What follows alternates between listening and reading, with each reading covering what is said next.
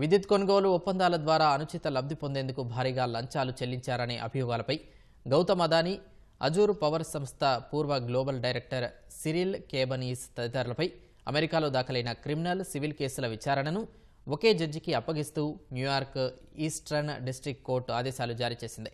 అధిక ధరలకు విద్యుత్ కొనుగోలు ఒప్పందాలు చేసుకునేలా అంగీకరింపజేసేందుకు అప్పటి ఆంధ్రప్రదేశ్ ముఖ్యమంత్రి జగన్కు 1750 కోట్లు లంచం ఇవ్వజూపారని గౌతమ్ అదానీ, సిరిల్ కేబనీస్ తదితరులపై America securities and exchange commission అభియోగం మోపింది.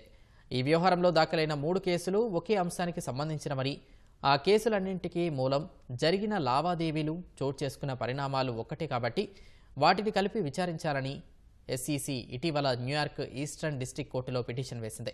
ఈ మేరకు క్రిమినల్ కేసు విచారిస్తున్న united state district judge Nicholas గరౌఫిస్కే వాటన్నింటినీ విచారణకు అప్పగించినట్లు న్యూయార్క్ కోర్టు ఉత్తర్వులు జారీ చేసింది.